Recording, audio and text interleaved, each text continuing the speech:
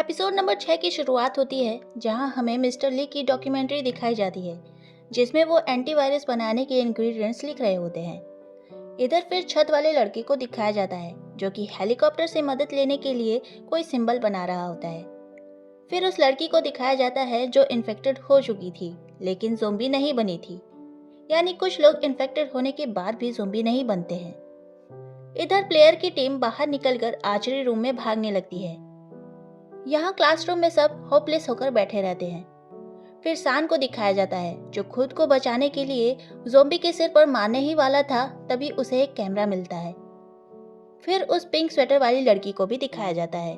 तभी हम देखते हैं कि लास्ट एपिसोड में जिस लड़की के पेरेंट्स के बारे में पता चला था वो विंडो से जंप मारने जाती है, लेकिन सभी स्टूडेंट उसे रोक लेते हैं और कहते हैं कि हम में से किसी की भी फैमिली अभी सेफ नहीं है, हमें नहीं पता कि वो कैसे हैं। तब वो लड़की कहती है कि एटलीस्ट तुम लोग के पास होप तो है। ओंजू उसे अपने साथ दूसरे रूम में ले जाती है और कहती है कि हमें एक साथ रहना चाहिए, हमारे पास हमारी फैमिली की कोई खबर नहीं है।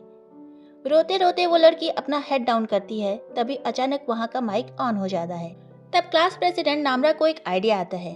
पहले वो टेबल पर एक चार्ट बनाती है और कहती है कि अगर हम स्पीकर को ऑन कर दे तो सारे ज़ॉम्बी वहाँ डिस्ट्रैक्ट हो जाएंगे और हम पीछे के रास्ते सान तक पहुँच जाएंगे। लेकिन इसे प्रैक्टिकली करने के लिए उनके पास कुछ भी नहीं था। वहाँ एक सीडी पड़ी थी जो सही है या नहीं ये भी नहीं पता था। फिर सब माइक को ऑन करते हैं और सारे ज़ॉम्बी उसकी आवाज़ सुन लेते हैं। तब सोयू कहता है कि सान हम तुम्हें लेने आ रहे हैं, तुम जहाँ हो वहीं रहना। तब सान जोर जोर से चिल्लाता है कि यहाँ आने की ज़रूरत नहीं है और वो वहाँ से निकलने लगता है। तभी ओंजू कहती है कि सान तुम वहीं रहो जहाँ हो, हम तुम्हें लेने आ रहे हैं। और सान बाहर जाते जाते रुक जाता है और वहीं खड़ा हो जाता है। ये सब सुनकर इंसू हंसने लगता है। म्यूजिक स्टार्ट होता है और सारे ज़ॉम्बी एक साइड हो जाते हैं, लेकिन एक ज़ॉम्बी ऐसा था जो इनके क्लासरूम के सामने ही था। ये लोग दबे पांव वहां से जाने लगते हैं। तभी कुछ सामान गिरने से ज़ॉम्बी इनके पीछे पड़ जाते हैं। तब सोयुक कहता है कि तुम्हें मैं आगे मिलूंगा, तुम सब जाओ। तभी वहां इंसू आकर उस ज़ॉम्बी को मार देता है और सोयुक से सान के बारे में पूछता है। तब सोयुक कहता है कि सान के बारे में मुझे कुछ नहीं पता और तुम उसे कुछ नहीं करोगे। तब इंसू और सोयुक में लड़ाई होने लगती है और सोयुक को बचाने के लिए वहां नामरा आ जाती है और इंसू नामरा को काट लेता है। सोयुक इंसू को विंडो से नीचे गिरा देता है लेकिन नामरा को नहीं बचा पाता। यहाँ हम आर्चरी ग्रुप को देखते हैं। यहाँ अंदर आने पर पता चलता है कि मेजन के फ्रेंड को चाकू लग चुका है। यहाँ वो आर्चरी प्लेयर कॉल करने की कोशिश करती है लेकिन फोन की लाइन काट दी गई थी, इसलिए वो कॉल नहीं कर पाती। इधर बाकी सभी लोग सान तक पहुंच जाते हैं और सान ओंजू को देखने के लिए भागता है, लेकिन वो पिंक स्वेटर वाली लड़की अभी भी अंदर ही थी। तभी ओंजू बताती है कि सोयुक पीछे रह गया है, लेकिन कुछ देर बाद सोयुक नामरा को लेकर रूम में आ जाता है। वहाँ एक लड़की नामरा का हाथ देखती है और सभी को पता चल जाता है कि नामरा इन्फेक्टेड हो चुकी है।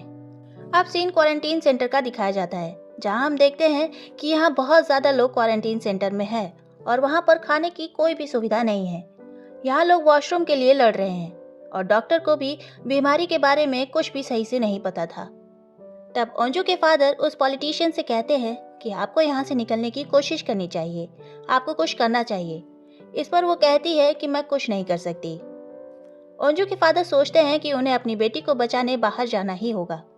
तभी वहाँ गार्ड खाना लेकर आता है। तब ओंजू के फादर उससे पूछते हैं कि हमें कितने दिन क्वारंटीन रखा जाएगा, लेकिन इसका उस गार्ड के पास कोई जवाब नहीं रहता है। वो कहता है कि शायद 1 महीना। तब ओंजू के फादर गार्ड पर अटैक करके उसे गिरा देते हैं और उनका रेस्क्यू फ्रेंड भी दूसरे गार्ड के साथ यही करता है। तब पॉलिटिशियन कहती है कि ये तुम्हें नहीं करना चाहिए था। इस पर वो कहते हैं कि मुझे बाहर जाना बहुत ज़रूरी है और ओंजू के फादर गार्ड की ड्रेस पहनकर वहाँ से निकल जाते हैं। इधर क्लासरूम का सीन दिखाया जाता है, जहाँ सान और सोयुक आपस में लड़ रहे होते हैं। सान नामरा को बाहर भेजने को कहता है, लेकिन सोयुक और ओंजू नामरा को बचाना चाहते हैं। तब सान कहता है कि इंसू को मेरे सामने ही ज़ॉम्बी ने काटा था और अगर इंसू ने इसे काटा है तो मतलब ये भी इन्फेक्टेड हो चुकी है। तभी सोयुक कहता है कि मैं अभी इंसू से फाइट करके आया हूँ, लेकिन वो ज़ॉम्बी नहीं है। ओंजू कहती है कि तुम दोनों सच कह रहे हो, अगर इंसू ज़ॉम्बी नहीं बना तो हो सकता है कि नामरा भी ज़ॉम्बी ना बने। और ये सारी बातें वो पिंक स्वेटर वाली लड़की सुन रही होती है। सोयुक यहाँ पर नामरा का हाथ पकड़ लेता है। तभी नामरा विंडो पर बैठ जाती है और कहती है कि अगर मुझे कुछ भी हुआ तो मैं खुद ही नीचे गिर जाऊंगी। सान यहाँ स्टिक लेकर खड़ा रहता है। ओंजू सान को समझाती है। तब सान कहता है कि तुम सोयुक को लाइक करती हो, इसलिए तुम नामरा को बचा रही हो। दूसरी तरफ आर्चरी रूम का सीन दिखाया जाता है, जहाँ मीजन के फ्रेंड को फर्स्ट एड दिया जा रहा था। वहीं नामरा अब ज़ोंबी बनने लगती है और इधर इंसु बिल्डिंग से गिरने के बाद भी सही सलामत रहता है। तब सान कहता है कि ये ज़ोंबी बन रही है, अब इसे नीचे गिरा दो। तभी नामरा होश में आ जाती है। ओंजू सान और सोयुक को लड़ने से रोकती है और कहती है कि इसे देखो तो पहले, अब तक जो भी ज़ोंबी बने हैं उनकी बॉडी बिल्कुल ठंडी पड़ जाती है, लेकिन इसकी बॉडी अभी भी गर्म है। तब नामरा कहती है कि मुझे कुछ ठीक नहीं लग रहा, मुझे सोयुक को काटने की इच्छा हो रही थी, यानी मेरे अंदर सिम्टम्स हैं। तब ओंजू कहती है कि मैंने मूवीज में देखा है, कुछ लोग ज़ोंबी के काटने पर वायरस से इन्फेक्टेड हो जाते हैं, लेकिन वो पूरी तरह ज़ोंबी नहीं बनते और वो इंसानों के जैसे ही रहते हैं। यानी सान और सोयुक दोनों सच बोल रहे हैं। तभी एक लड़की कहती है कि नामरा को यहाँ नहीं रहना चाहिए। तब सोयुक अपना हाथ नामरा के हाथ से बांध देता है ताकि उसे कोई कुछ न कहे।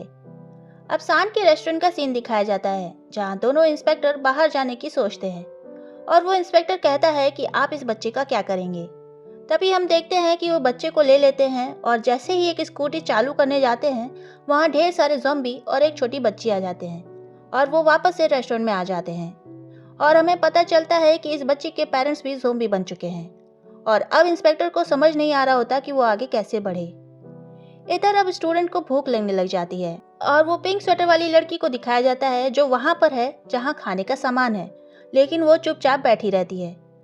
तभी अचानक सब उसकी बातें करने लगते हैं और कहते हैं कि अगर उसने ऐसा नहीं किया होता तो हम में से कोई भी ज़ॉम्बी नहीं बनता। और वो पिंक स्वेटर वाली लड़की दरवाज़ा लॉक कर लेती है ताकि कोई भी अंदर ना आ सके। इधर ओंजू के फादर सेंटर से बाहर निकलने के लिए एक दीवार से जंप कर लेते हैं। इस पर उनका दोस्त कहता है कि मुझे भी अपने साथ ले चलें, लेकिन वो कहता है कि मैं आगे अकेले ही जाऊंगा और वो वहाँ से एक गार्ड पर अटैक करके अकेले ही निकल जाते हैं। क्लासरूम के बच्चे उस रूम के गेट को तोड़ने लगते हैं, लेकिन वो रूम नहीं खुलता। तभी उन्हें एक हैंडीकैप मिलता है जिसमें सब अपना अपना मैसेज रिकॉर्ड करने लगते हैं ताकि वो अगर बचे या मर जाएं तो सबको ये बात पता चले कि उन्हें बचाने यहाँ कोई नहीं आया था। वहीं एक स्टूडेंट को भूख लगने की वजह से वो गेट को तेज तेज से पीट कर खोलने लगता है, जिससे सारे ज़ॉम्बी आवाज सुनकर इसी रूम के बाहर इकट्ठा हो जाते हैं। अब ओंजू अपना मैसेज रिकॉर्ड करती है। वो अपने फादर को कहती है कि मैं आपसे बहुत प्यार करती हूँ, मुझे ये बिलीव था कि आप मुझे लेने जरूर आएंगे। इधर हम ओंजू के फादर को देखते हैं जो बाहर निकलने के लिए भाग रहे हैं और उनके पीछे आर्मी बंदूक चला रही होती है। वो एक नदी में कूद जाते हैं, लेकिन तब तक उन्हें एक गोली लग चुकी थी। इधर ओंजू अपने फादर को याद करके रोती है और एपिसोड नंबर 6 यहीं खत्म हो जाता है। तो आज के इस वीडियो में इतना ही। मिलते हैं अगले एपिसोड में, तब तक के लिए बाय।